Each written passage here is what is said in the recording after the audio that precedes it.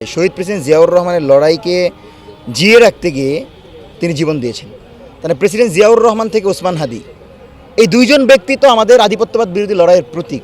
তাহলে এই দুইজন ব্যক্তিকে যদি প্রকাশ সবার সামনে এই দুইজন ব্যক্তির অবদানকে রেখে এটা শুরু করতেন, তাহলে যখন আমরা প্রবেশ করতাম তখনই মেসেজ পেয়ে যেতাম যে ভারতের দালালি করলে বাংলাদেশের জনগণ আমাদেরকে নেবে না। কিন্তু প্রথমেই আমরা এটা পেলাম না। সুতরাং এই জায়গাতে কিছু ল্যাকিংস আছে। এই গণ অভ্যুত্থান জাদুঘরে যদি আমার 20 কোটি মানুষ আসতে পারতো তাহলে আমরা হয়তো সবচেয়ে সফল হতাম, কিন্তু সেটা যেহেতু সম্ভব না, সুতরাং এখানে 10-12 লক্ষ মানুষ যেন অন্তত আসতে পারে, আমার কামার কুমার জেলে চাষা মেহনতি মানুষগুলো এসে যেন দেখতে পারে হাসিনা কত বড় গণহত্যা এবং কি পরিমাণ জুলুম নির্যাতনের মাধ্যমে বাংলাদেশের গণমানুষকে দমিয়ে রেখেছিল, কিভাবে মানুষকে নির্যাতন করে গুম খুনের মাধ্যমে তার ফ্যাসিবাদী কাঠামো তৈরি করেছিল। সুতরাং তারা যেন দেখতে পারে, সেজন্য গণ অভ্যুত্থান জাদুঘরে ঢুকেই আমরা এটার মূল্য 10 টাকা করার দাবি জানাচ্ছি এবং শিক্ষার্থীদের জন্য আগামীকাল থেকে যেন সম্পূর্ণরূপে ফ্রি করা হয় সেই দাবি জানাচ্ছি। দ্বিতীয়ত, আমরা এখানে জুলাই গণ অভ্যুত্থানের অংশীজন।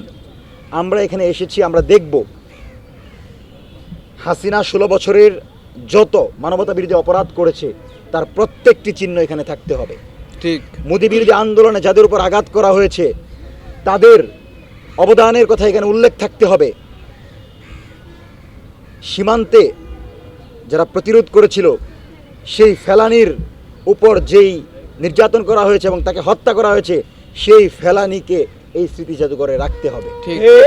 সুতরাং এর একটাও যদি এখানে না থাকে তাহলে কিন্তু আমরা প্রতিবাদ করবই করব।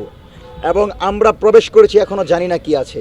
যদি এখানে মজুগুন্ডার কোনো ধরনের প্রাসঙ্গিকতা তৈরি করা হয়, সেটা তার একনায়কতন্ত্র হোক অথবা তার শাসনামল হোক, আমরা মজুগুন্ডাকে সম্পূর্ণরূপে বাংলাদেশের বর্তমান প্রেক্ষাপটের সাথে অপ্রাসঙ্গিক মনে করি। ঠিক। সুতরাং মুজিববাদী কোনো আদর্শের যদি কোনো চিত্র এখানে থাকে তাহলে আমরা মনে করি জুলাই যোদ্ধাদের সেটা সরিয়ে দেওয়ার ক্ষমতা আছে।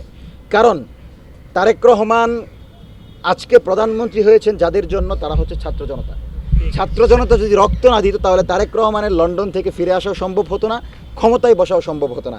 সুতরাং ক্ষমতায় বসার পর যদি আপনি আমার মেহনতি মানুষের কথা ভুলে যান, 1400 শহীদের কথা ভুলে যান, তাহলে বাংলাদেশকে আবারও নতুনভাবে ফ্যাসিবাদ মুক্ত করার জন্য কোন পথ বেছে নিতে হবে সেটা আমাদের ভালো করেই জানা আছে।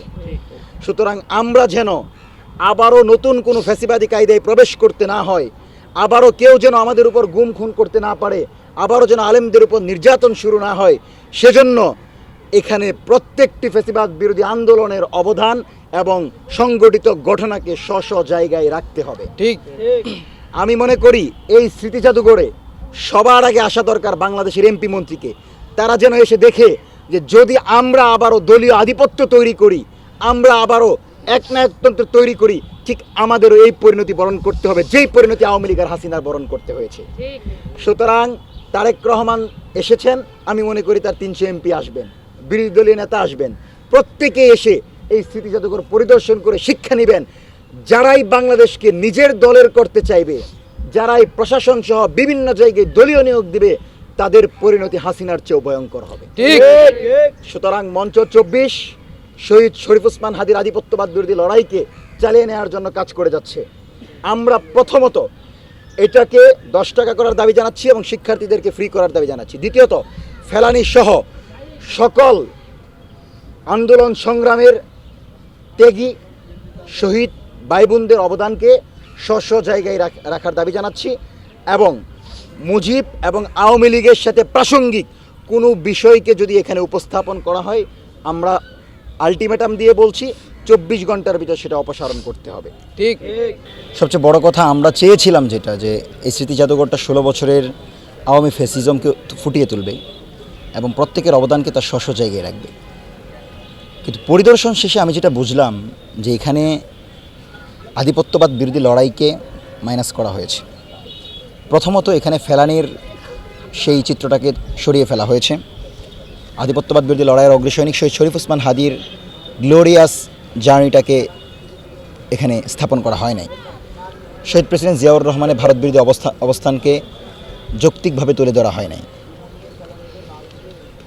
সবচেয়ে বড় যে কথাটা সেটা হচ্ছে কেন জানি এই গণ অভ্যুত্থানের জায়গা থেকে উপলব্ধি করার মতো করে এই স্মৃতি জাদুঘরকে সাজানো হয়নি।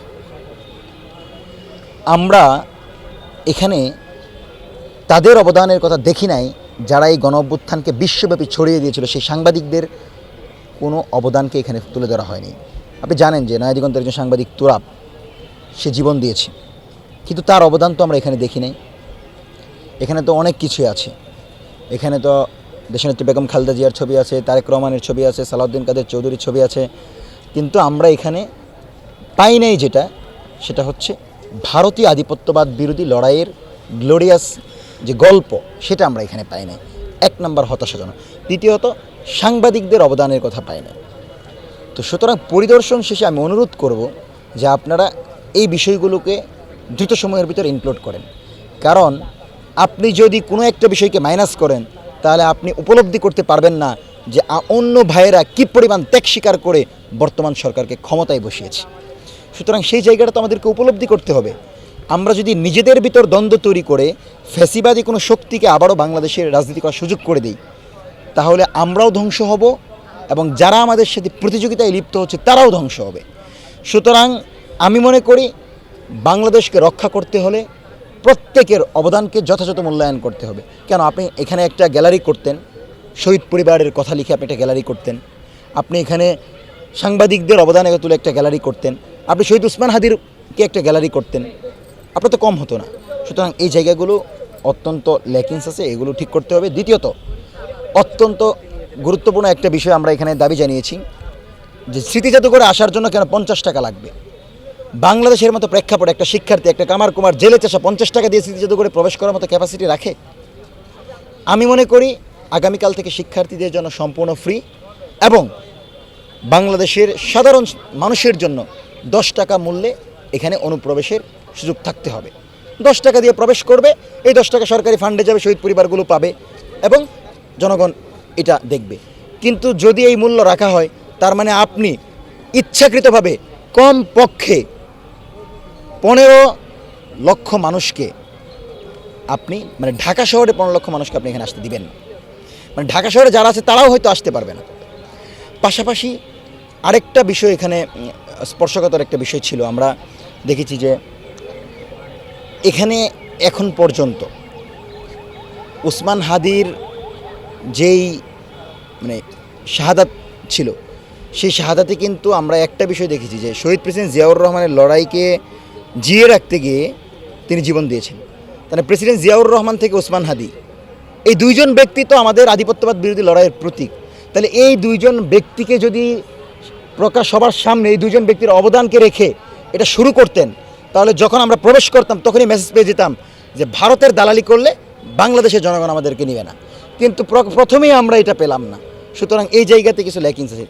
আরেকটা বিষয় সেটা হচ্ছে যে ওনারা বলল যে এখানে ফেলানির লাশ কেন সরানো হলো। আবারও বলছি, আনিস আলমগীরের নাম শুনেছেন, কথিত সাংবাদিক, যেই সাংবাদিক তারেক রহমানের বিরুদ্ধে অবস্থান নিয়েছিল, যেই সাংবাদিক দেশনেত্রী বেগম খালেদা জিয়াকে চুর বানিয়েছিল, তারেক রহমানকে খাম্বা বানিয়েছিল, সেই সাংবাদিক সালাউদ্দিন আহমেদের সাথে বসে ডিনার করে। যেই প্রেসিডেন্ট জিয়াউর রহমানকে খুন করেছে সেই এর প্রধান বাংলাদেশে অবস্থান করে। তার মানে বার্তা স্পষ্ট, ফেলানির লাশ সরানোই হয়েছে এই কারণে যে কখনোই চায় না যে তারা যেভাবে বাংলাদেশের জনগণের উপর গণহত্যা চালিয়েছিল, হাসিনাকে রাষ্ট্র ক্ষমতায় রাখার জন্য পেছন থেকে তারা যে সাপোর্ট দিয়েছিল, সেটা যেন বাংলাদেশের জনগণ জেনে না যায়। সেজন্য আজকে এর প্রধান বাংলাদেশে এসেছে আবারও তাদের সদর দপ্তর এখানে স্থাপন করার জন্য। বাংলাদেশে তাদের একটা অফিস ছিল পূর্বে র্যাবে, কিন্তু সেই অফিসটা জুলাই গণঅভ্যুত্থানের পর ঘুরিয়ে দেওয়া হয়েছে।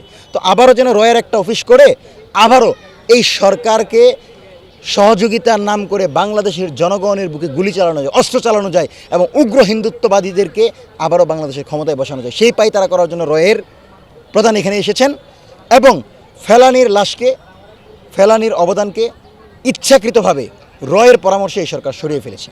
সুতরাং এই জায়গাগুলোতে যদি সরকার নিজেদেরকে পরিশুদ্ধ না করেন, শুধরে না নেন, তাহলে এই স্মৃতি জাদুঘর গণ অভ্যুত্থানের স্মৃতি জাদুঘর না হয়ে দলীয় স্মৃতি জাদুঘর হয়ে যাবে। সুতরাং আমরা এই বিষয়গুলোতে আপত্তি জানাচ্ছি, আমরা আশা করি দ্রুত এই বিষয়গুলো ইমপ্লিমেন্ট হবে। একটা বিষয় আপনারা জানতে চাচ্ছেন যে মূর্তির ইস্যুতে কিন্তু মামুনুল হক হাসিনার সময় বলেছিল যে আমার বাপেরও যদি মূর্তি হয় তাহলে আমরা সেই মূর্তিকে ভেঙে ফেলব। তো সেই জায়গা থেকে তিনি এবং হেফাজত বলেছেন যে কেন জুলাই গণ অভ্যুত্থানের স্মৃতিকে তুলে ধরার লক্ষ্যে মূর্তি বানাতে হবে। ইসলামিক চিন্তাধারা থেকে এটা সত্য যে শিরকের মতো পর্যায়ে আমরা যেতে পারি না। সুতরাং মামুনুল হক, হেফাজত তারা ধর্মীয় জায়গা থেকে সত্য কথা বলেছেন এবং তারা বলতে চাচ্ছেন যে জুলাইকে আমরা অবশ্যই ধারণ করব, জুলাইকে উপস্থাপন করব, কিন্তু শিরকের মাধ্যমে যেন আমরা বাঙালি মুসলমানের সংস্কৃতিকে কলুষিত না করি। সেজন্য তাদের জায়গায় তাদের বক্তব্য সঠিক এবং আমি মনে করি শুধু মূর্তি বানিয়ে কোনোভাবেই বিপ্লবকে ধারণ করা যায় না। মূর্তি বানিয়ে আপনি গণ অভ্যুত্থানকে ধারণ করা অথবা গণ অভ্যুত্থানের হিরোদেরকে তুলে ধরতে পারেন না। আপনাকে তুলে ধরতে হলে তাদের কাজ, তাদের কর্ম, তাদের দেশপ্রেম, তাদের সততাকে তুলে ধরতে হবে। বাংলাদেশের প্রতিটি শিক্ষাঙ্গনে তাদের আকাঙ্ক্ষার আলোকে আপনাকে শিক্ষা ব্যবস্থা প্রণয়ন করতে হবে, তাদের ঐতিহাসিক গ্লোরিয়াস লড়াইকে তুলে ধরতে হবে। সুতরাং মূর্তি দিয়ে আন্দোলন বিপ্লবকে তুলে ধরবেন এটা যুক্তিযুক্ত না এবং আমি মনে করি ইসলামী মূল্যবোধের জায়গাতে সেটা ঠিক আছে, কিন্তু আমরা যেহেতু কোনো ইসলামিক দল না অথবা ইসলামিক কোনো অর্গানাইজেশন না, সেই জায়গা থেকে আমরা এই ব্যাপারে কোনো আপত্তি করি নাই এবং আমরা জুলাই গণ অভ্যুত্থানের প্রতিটি অংশীজন ডান বাম সবাইকে ধারণ করতে চাই।